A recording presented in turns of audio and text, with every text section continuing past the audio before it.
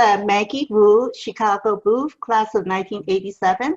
I'm currently serving as the Vice President of Alumni Engagement for Chicago Booth San Francisco.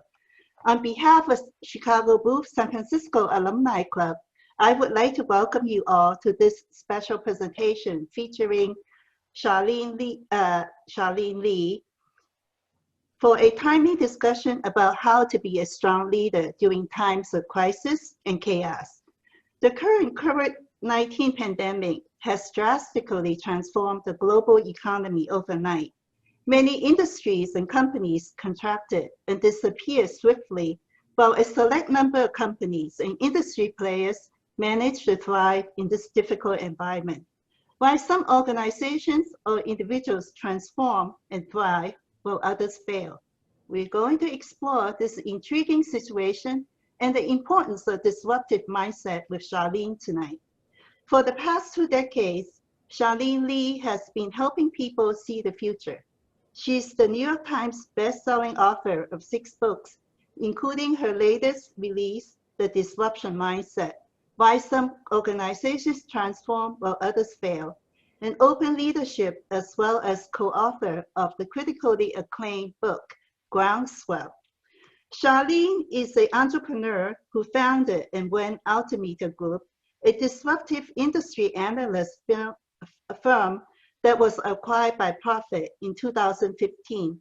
She has been a respected advisor to Fortune 500 companies on digital transformation and leadership. Charlene also served on the regional board for YPO, a global network of CEOs. Charlene was named one of the top 50 leadership innovators by Inc. and one of the most creative people in business by Fast Company. Without further ado, I'm going to pass the microphone to Charlene. Charlene, the podium is yours. Thank you so much, Maggie. And thank you everyone for joining today. I'm going to be talking a little bit about some of the concepts in the book for a little bit, and then we'll be going over to putting up to Q&A. So by all means, think about the questions you'd like to ask. Feel free to use the chat, and we'll get to them as quickly as possible. I also will have some interactive polls built into this because I don't think it would be a Chicago Booth experience without some interaction with you all. So let me talk a bit about what disruption means, and especially in this time when we're being disrupted by not just the pandemic and economic uncertainty, but we also have the whole social justice movements that are happening. So our world is being turned upside down, and anybody, you just have to walk outside and just see this is not normal.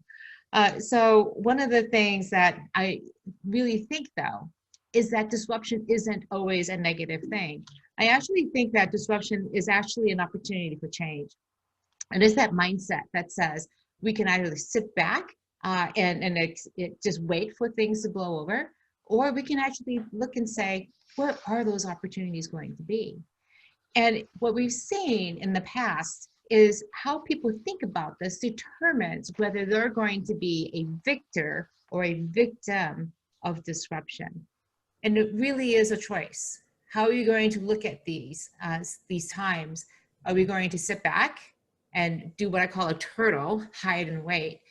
Or are we going to get ahead of the changes, anticipate where people are going to be going, where those needs are emerging, and be able to serve them really well? We know from history, and I know we all love data, is that when you look at the various timeframes in the past, when there have been disruptions, when there have been recessions, those are times when organizations have been formed. Like, for example, Microsoft was formed during the middle of the oil crisis in the 70s. CNN came out of the Gulf War in 1991. We have even Uber and Airbnb most recently started in 2007, 2008 in the midst of the last recession. So when we have things going not great, new opportunities come on board. And this is where disruptors really shine. Disruptors skate to where the puck will be.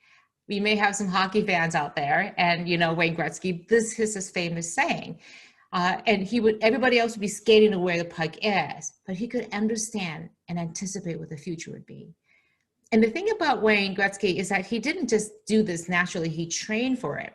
And as a child, his father would sit him in front of the television as he was watching the games with a pad of paper and a pencil, drew a rink on the pad, and then he would trace where the puck was going so he could understand and anticipate where the puck had been and where it would go. And he would play out in his mind that if the scenario looks like this, then this is where he had to be. So I use that as an analogy that we as leaders need to get much better at anticipating where that future will unfold. And that only happens when we do this constantly and we make it the way that we operate, not necessarily living in the present, but always thinking about what the future could look like.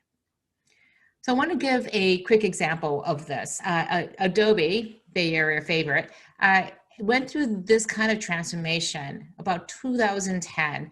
They were just coming out of the recession saying, and they were wanting to look at their business model with a clean slate, but they also recognized that customer needs were changing. Yet historically, their customer base has been creatives, people who were willing to pay $800 or $2,000 for packaged software, and then use it as a perpetual license for the next 2 years before the next release came out.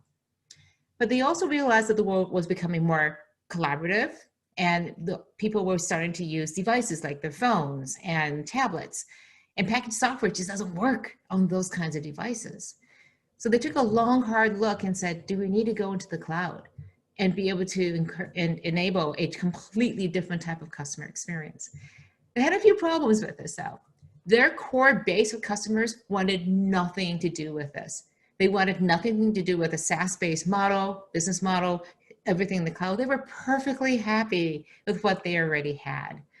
And their employees were perfectly happy operating the same way. Going to cloud, going to a SaaS-based model instead of product licensing was going to require that they do everything differently. And then thirdly, as a publicly traded company, where 2/3 of their revenues were tied up in this business model, it was highly risky for them to be able to go through this switch. They knew from the modeling that their revenues and income would go down for 2 years, and they couldn't risk that much of a departure and a drop in the share price. Otherwise, there would be a target for a takeover. So what did Adobe do? They listened to what that future customer is going to be. They decided that this had to be the way going forward. And they took the steps to prepare the marketplace, to prepare customers and the employees for this huge change. So I wanted to show you just what those results look like. This is an index based on what the revenues, income, and stock price did starting in Q4 2011 when they announced this change. So you can see the revenues really kind of trickled along, but their income took a huge hit 1 year in because it was starting to catch up to them. While the revenues were coming in, that wasn't necessarily offsetting the expenses that they had of servicing all these new users coming in from the cloud that were being replaced from the perpetual license users. And you can only recognize that SaaS-based model, that revenue every month instead of upfront that you could for those 2 years of that value. And when you see numbers like this, when you see the income dropping that drastically, what do you think the stock price did? Well, it didn't do what you would expect. It actually went up.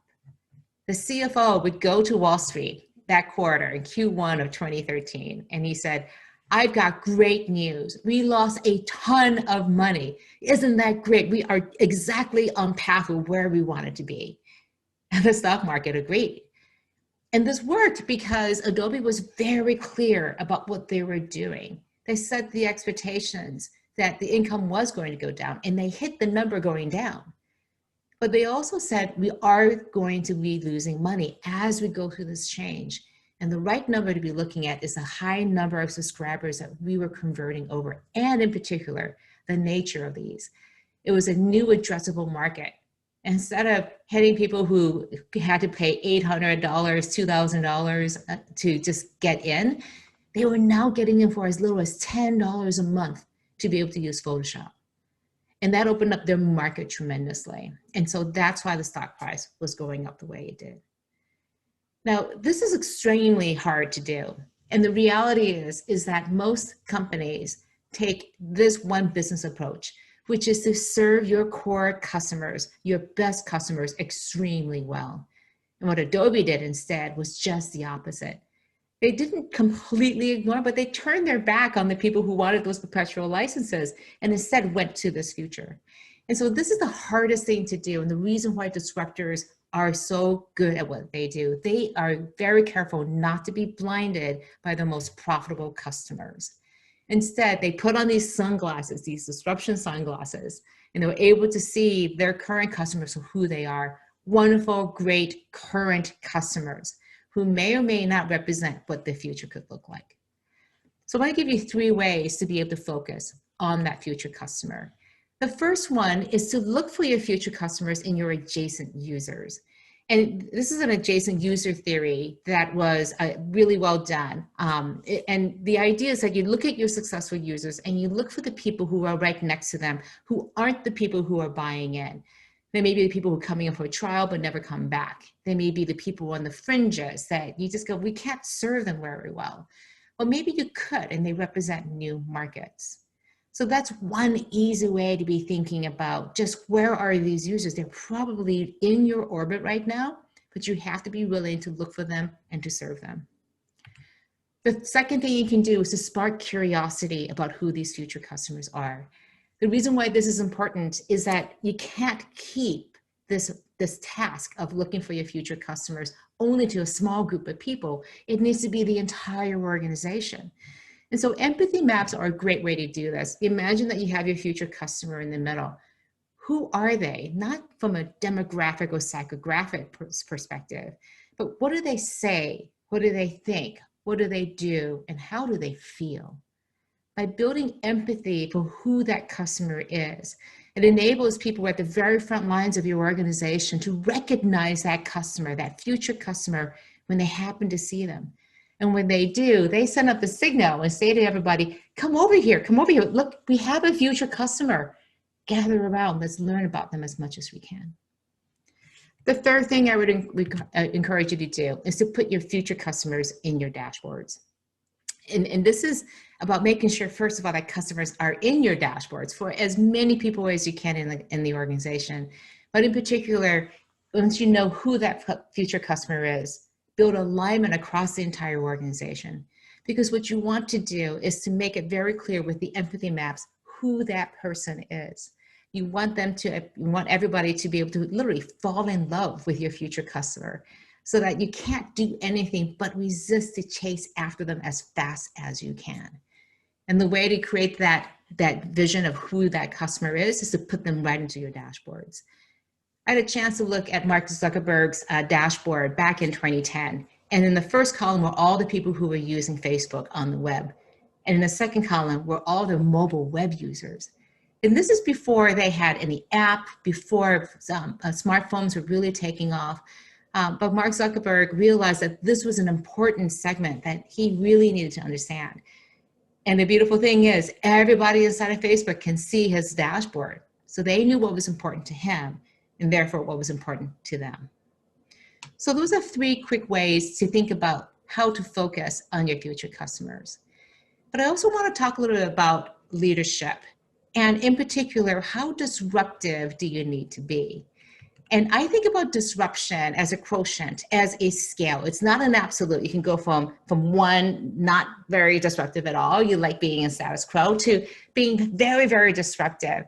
And I define disruptive as being able to create exponential levels of change.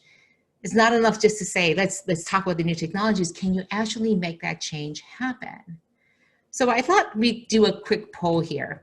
So if you go to your phones or onto your computers and go to menti.com, go there and then use the code 3717486. Again, the code is 3717486. And then rate yourself on a score of 1 to 10. How disruptive are you? And then also rate yourself on how disruptive is your organization. And the reason why this is so important to understand is that when you look at your organization and then yourself, one of the things that you'll see is that the goal here isn't to necessarily be a 10, because you could be a 3, but if your organization is a 2, then you're killing it. And also the reverse applies. You could be an 8, but if your organization is like a 9 or a 10, then you're the laggard. And so what we typically see, and this is what we're seeing with this result here, is that people typically see themselves as a little bit more disruptive than their organizations. And I'm not surprised that this group here is more on the higher end of being disruptive. And this is a good exercise to do with your team as well. Go back and ask them, where do they lie along that spectrum of being disruptive? Because everybody has a different place of where they're coming. And it's not necessarily a good thing or bad thing of how disruptive you are. It is really how you see yourself as being a disruptor relative to everybody else, and especially your organization. So I'm going to move on and talk a little bit about just how leaders differ inside of organizations. I did a survey of 1,000 leaders all around the globe, and I found that there were 2 key factors that determine how disruptive people were. One is an openness to change mindset. And the second one was actually a leadership behavior that inspires and empowers people to take action. How it defines that relationship between a leader and their follower. And it's the intersection of these 2 that resulted in these 4 archetypes. A realist optimist, which really is high on both. The steadfast manager, who is a great leader in those behaviors, but may not be as comfortable with change. And the vast majority of leaders fall into that category. A small number of people, probably a higher number here in Silicon Valley, are these agent provocateurs, are the people who like to get up on stage, say disrupt or die, and then walk off the stage and nothing's changed. But honestly, my favorite group are the worried skeptics. These are the people who aren't that comfortable with change and don't necessarily exhibit that behavior around being able to empower people. You may think that the worried skeptics are the ones that are weighing the organization down, and yes, they do. But you can also learn how to work with those worried skeptics and take advantage of the fact that they are skeptical, they aren't comfortable with change. And ask them, because you're going to be going through so much disruption, to actually think about all the scenarios, all the ways that things could go wrong, because you need a lot of scenarios to be able to work what the future will look like. And when you do that, they're playing a very important role. They're playing the role that they naturally fall into, but they also are playing the role of thinking about who that future customer is. That is the key to working with worried skeptics. As long as they believe that this future customer is worth serving, that this future customer is worth fighting for, they can be a part of that disruption. If they don't believe in that strategy, then you need to have a different type of discussion with them, which is, do they have a role to play still in this organization? I also wanted to point out one key point about the research. I uncovered a distinct gender gap. And this is very near and dear to my heart as a woman and as a woman of color. And what I found, this is look at the realist optimist. What we found was that men and women, they could have the exact same levels of openness mindset and leadership behaviors, these 2 factors that determine how disruptive you will be. And you can see that the disruption quotient, this is self-graded, for women was significantly lower than men. And it's true across every single archetype. And we found this difference, especially here in the United States, less so than in other countries like the UK, Germany, Brazil, and China. And what it says to me is that depending on the situation that you're in, it's hard to see yourself and to consider yourself a disruptor if you're the only of whatever in the room. Because whenever you're the only person, when you're using all of your energy to just be in the room, to be included, to belong, then you're not going to be able to feel comfortable to raise your hand and to be able to disagree, to disrupt, and to lead that change. And the reason I bring this up is that what we've seen over the past few months is an incredibly higher level of empathy and vulnerability on the part of leaders to be able to see into literally people's lives, into their living rooms and bedrooms, and understand what's going on and develop that connection. The Gallup poll is recording record levels of employee engagement, primarily because we as leaders are asking people how they're doing. And so if we want to create a lot of disruption inside of organizations, then we're going to have to get a lot better at being able to include people and help them feel comfortable that they can raise their hand and be able to say, and feel safe to be able to disrupt. I want to talk a little bit about culture, because if you think about the best job you've ever had, where you're literally just can't wait to get to work, you think about what it is about that culture. There are certain beliefs about that culture, about the way that work gets done, how decisions are made, that make it a great place to work. And when you think about the levels of disruptive organizations that are there, they make a huge effort to make sure that their culture is locked down and supportive of this quest to chase after that future customer. So when you think about changing your culture to be more disruptive, the key thing is to change those beliefs and those behaviors in order to chase after that future customer. And my research found that, again, there are three types of beliefs that disruptive organizations have. The first one is they tend to be very open. They have lots of information sharing, and decision making is very clear about who makes decisions. So the result of that is it creates a lot of transparency and therefore accountability. They have silos, but they're building windows between those silos so that customers, those future customers, can pass back and forth between them. The outcome of that is a tremendous sense of agency, that everybody has the ability to act like an owner because they know what the strategy is, they know what other people are doing, and they can make decisions and take risks and be held accountable for them. And the third area is that there is this bias for action, and that you can't help but move as quickly as possible to chase after that future customer. The need is so strong and intense that the natural inclination to weigh yourself down with the status quo is really tempered because you want to chase after that future customer.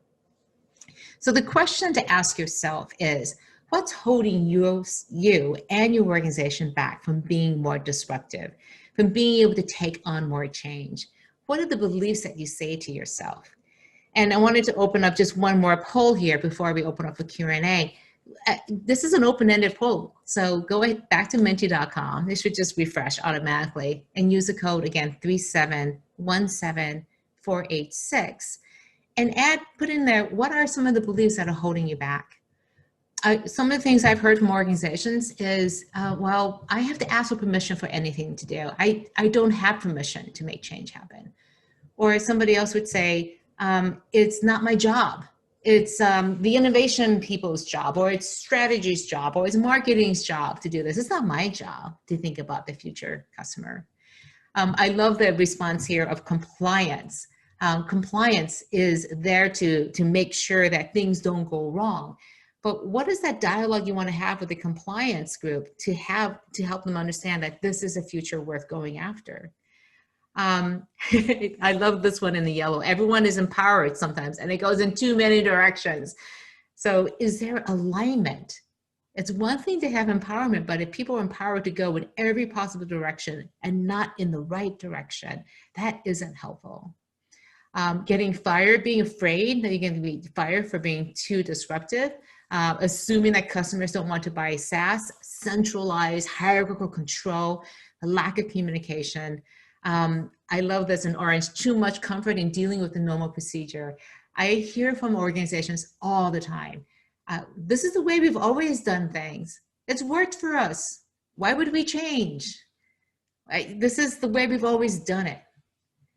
And here's the thing, is if you look at what happened back in March, when we had to close down and change our businesses, completely do things, huge pivots, that we thought, frankly, would take 5 or 10 years to do, and we did them in 5 or 10 days. I think, if anything, that should give you confidence that you and your organization are capable of doing so much more than you ever thought possible. So thank you for those comments. I think you're hearing from each other that this is not an unusual situation. This is why that mindset and those beliefs are so important. I just want to end with 2 final thoughts. The magic happens outside of your comfort zone. If you're in your comfort zone, then you're sitting in your place of stasis, of things being the same. And there's beauty in that too. There's like a place where you want to be comfortable. But we also know that we grow when we push out our edges. We grow when things change. And the thing that I found is that people constantly ask, how can I be disruptive so I can grow? The reality is we've got it backwards. growth itself is disruptive. And if you want to grow, you are going to have to move out your comfort zone, because growth by definition means that you are going to do things differently.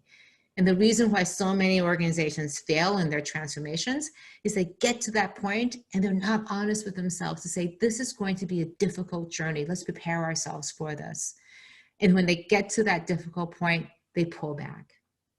And so the last point I would make is that you don't really know what your limits are until you go out to the very edge of that. We pushed that edge back in March. We had to go through so much, and we came out of it, for the most part, on the better side of things. We have been able to not just survive in many places, but we're learning how to thrive again. And so my key point here is that you don't know how far you can push. And so instead of putting a plan together as we go into the fall planning season, instead of thinking about how much can you push out of the zone where you are today, 5 or 10%, really explore what is that edge. Go out to the very edge of that, and then take one step back. And that's where you want to stay. It's an uncomfortable place. And you know you're doing it right when your palms are sweating and your stomach is churning. All right, I'm going to end with that. This is my contact information. Feel free to stay in touch with me. I also have the slides available at charlenely.com/Chicago booth, and lots of other resources. And I also have a community of disruptors, which I would encourage you to come and check out. The idea is that we can support each other in our disruptive journeys to create change in our organizations, communities, and society. And that's at quantum-networks.com. All right, Maggie, do we have any questions out there? I think Charlie has a question, and I think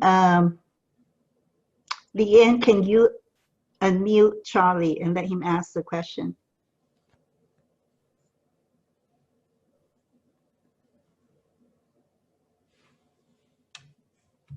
Okay, I think we have a little bit of technical. Okay, I think Leanne's going to allow Charlie to ask you a question directly. Charlie?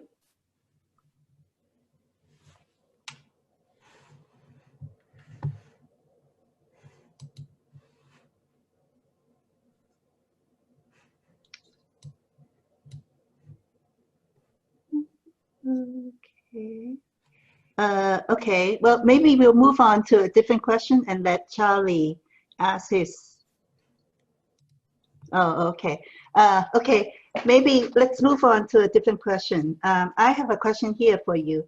Similar to Adobe, many technology companies are trying to migrate toward a subscription-based sales model. Unlike Adobe, many of those companies are selling to B2B customers or Fortune 500 companies with limited prospecting opportunities if they lose their existing customers. Companies that design their initial products based on the SaaS model also have an innate advantage. So would disruption be the right move for those companies? Why and how? That's a great question. It's a lot of layers built into that. One of the key things is I believe that every organization should be looking for disruption, because disruption by nature means you're going to change what you're doing now to look for that future customer. And I can agree with somebody saying, I want to stay exactly where I am, if and only if they have looked at every single other option out there, really looked around to see if there are any new future customers they want to serve, and decided they don't want to go after them and they want to stay exactly where they are. And the frank matter is that most people haven't done that homework. So when it comes to B2B, it's so tempting. You worked so hard because the cycles are so long to get that customer. When you want to go after the new customers, again, I think the adjacent user theory is fantastic for this. As you go through your pipeline, there are so many people who fall off of it. Going back and saying, could we serve them better if we were to develop new products or services or have a different way of approaching the market? And so that's a fantastic way, especially in B2B, to be able to find all those new users that are out there. But it also is, I think, a really key area. When I look at disruptions, depending on your competitive position, if you have a strong competitive position, but you don't have a great product offering, that's a great place to be able to partner or to acquire companies, depending again on your financial situations. But if you're not strong in either of those areas, if you don't have a great competitive position, your finances are a bit of a mess, you don't have a lot of cash, this is where you have to do the leapfrog. You have to do a highly disruptive Hail Mary in some ways to be able to figure out how you can grow again. So I find that B2B is a little bit more unique, but it's still the same principle applies. You have to be thinking about your future customer constantly, especially because it is such a long cycle to be able to acquire and close those customers. So what would be a compelling pitch to deal with the customer pushback? The customer pushback right now probably is, well, you're not in my sweet spot. You're over here and you do like 50% of what I need. The question that comes back to you as an organization is, what does that other 50% look like? Does it make sense for me to go and pursue that? To be able to go and develop that? Does that represent a new market that is actually viable for us to serve? And the problem is, initially, it may be incredibly unprofitable to serve. So you would say, of course I wouldn't do that. But if you see the potential market, addressable market over here is going to be much bigger, then of course you will go and serve them. This is the advantage that startups have.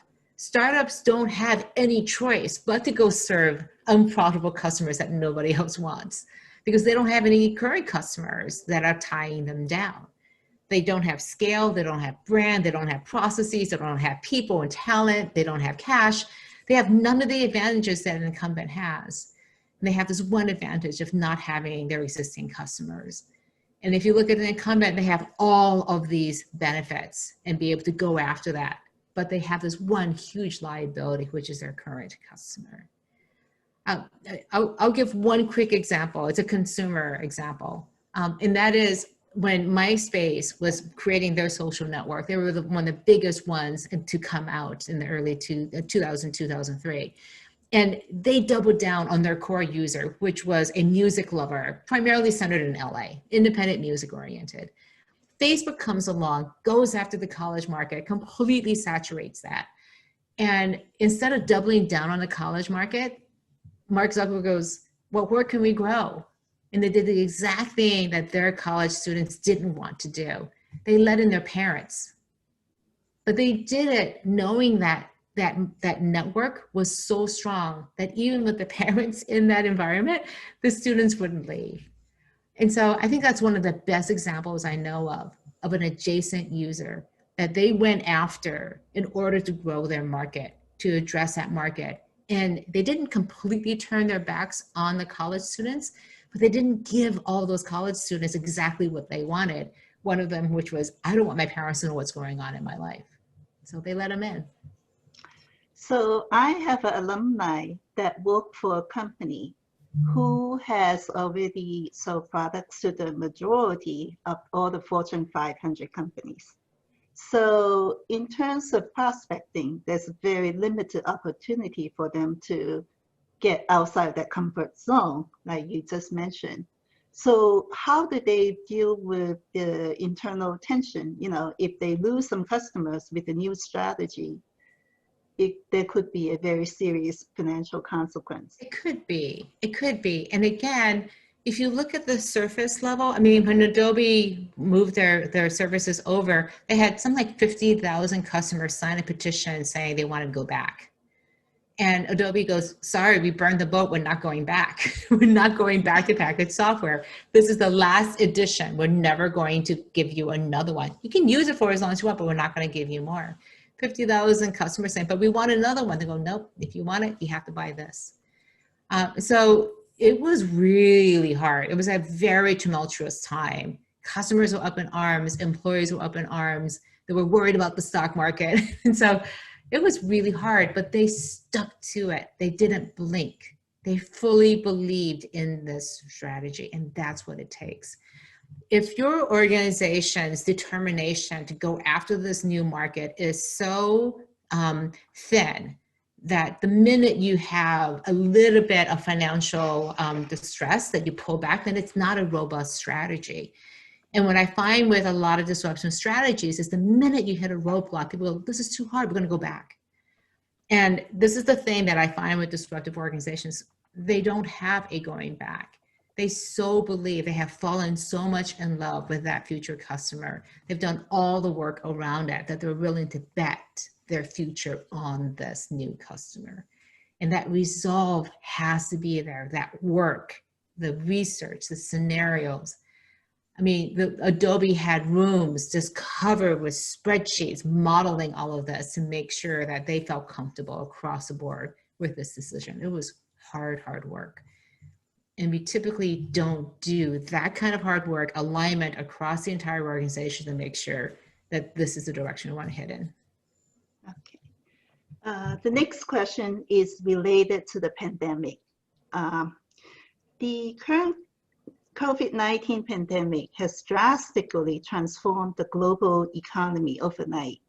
Many industries and companies contracted and disappeared swiftly, while a select number of companies and industry players managed to thrive in this difficult environment. Why some organizations or individuals transform and thrive while others fail? Who are the winners and losers in this pandemic? And how would your disruptive mindset model apply to this situation? Yes, we can go industry by industry, but I'll just take some of the hardest hit ones like hospitality and hotels. We know how devastated the travel industry was hit. And they all, again, had to do the necessary things around furloughing and cutting back and closing some properties. But I'll give you one little example. Red Roof Inn, one of the things they discovered was, okay, nobody's traveling, but I have these empty hotel rooms. What can I do with them? And they realized people were working from home and going crazy.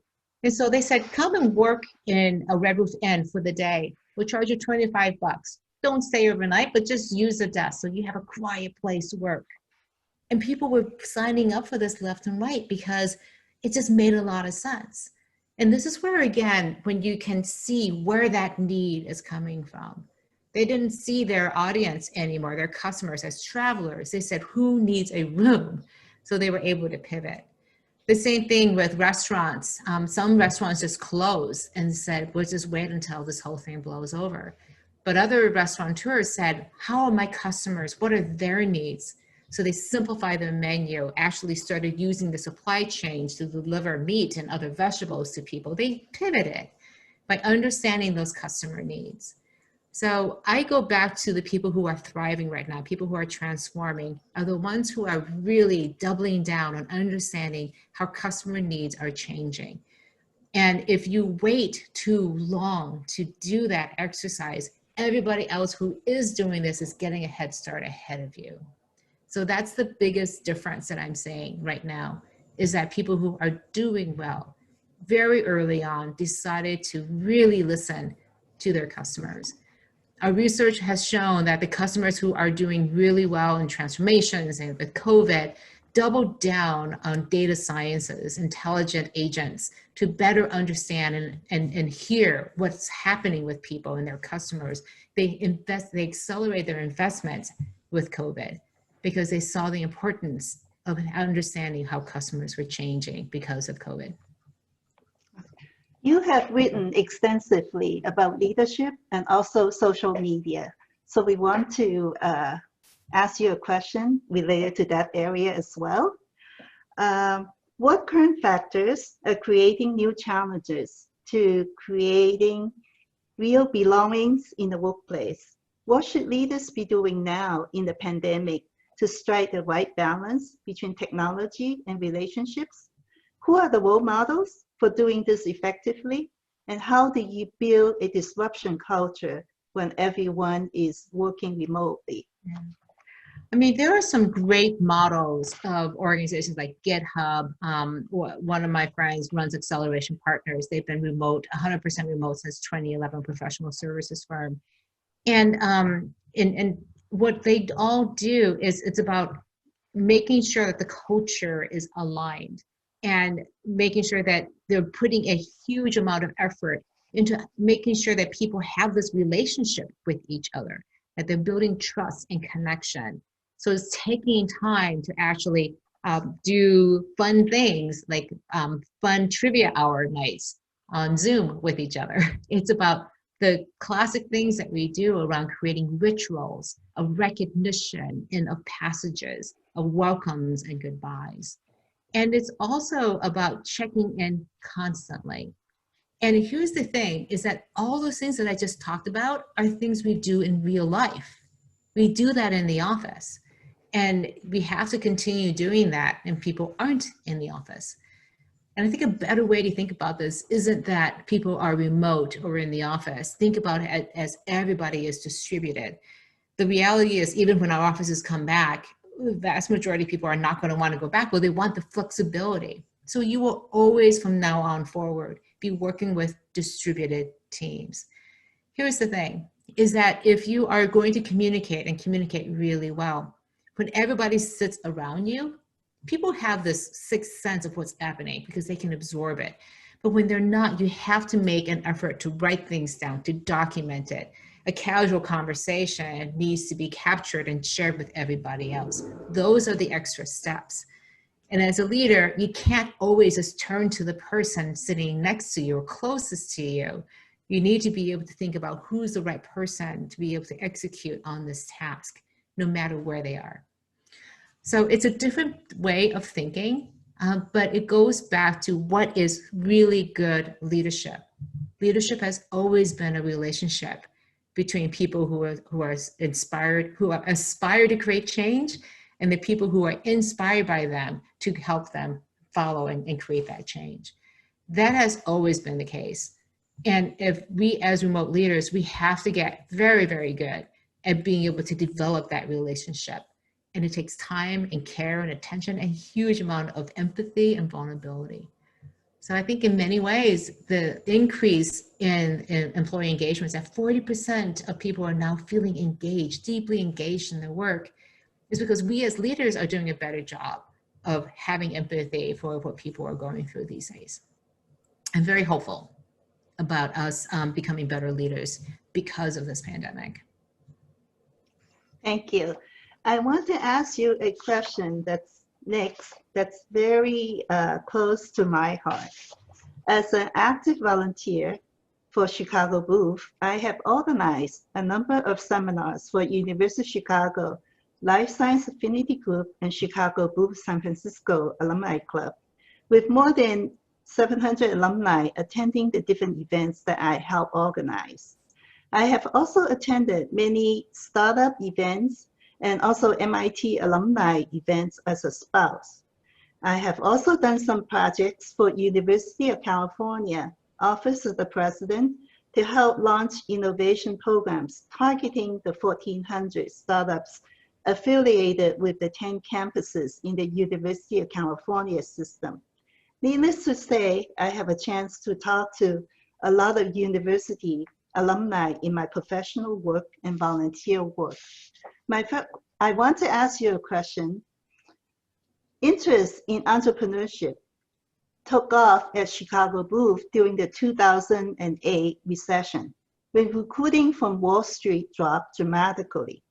Would the pandemic-induced career disruption create the same impetus for change? How can we leverage the desire for change into opportunity to create a new kind of Chicago Booth alumni network? Yeah. Again, I think that times of disruption, of crisis and recession are huge drivers of innovation, because everything is being thrown into the air. And it's the innovators, it's the entrepreneurs, the disruptors who are leaping into the air and picking up those pieces and putting them back together again. The people who are going to suffer from this are, again, the ones who are hiding and hoping not to get hit by the pieces instead. And so I think that's the key thing for Chicago Booth. If you think about how are we going to support alumni in putting these pieces together, it's about helping identify where those trends are coming from, building a community that says, How are we going to change? What are the changes? How do we stay on top of them? Everything is changing right now. So many things are changing. In fact, my mantra to people is question everything. You have to question every single assumption we've ever had, because it may hold true, but it may not. I mean, we've always thought that the best care from a doctor would come from an in-person visit. And now with telemedicine, we're actually finding that the care might actually be better than going in person. Certainly less risky, but the care might actually be better. The outcomes are better with telemedicine. Everything that we're changing, education, the way that we live and eat and shop and are communicating with each other, even how we have weddings are being questioned. So everything is changing, and it's a great opportunity and time to have that discipline of not assuming that things are going to stay the same or waiting for the new normal to happen. I think it's upon us to create the new normal. It's us who are going to determine what that future looks like, not somebody else. Okay. I also have a follow-up question. In your book, you outlined the 5 steps for successful change. And the first factor is structure and process. And the second factor is scenario planning. And the third factor is accountability and agency. And the fourth factor is data for decisions. And the last one is the comfort zone for change. And I'm just wondering, for Chicago Booth Alumni Club and University of Chicago, San Francisco Alumni Club, we seem to rate really high in most of those success factors.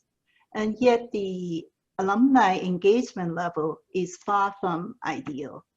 A number of alumni volunteer organize a lot of events, but however, you know, the engagement level is not really as high as we would like to see.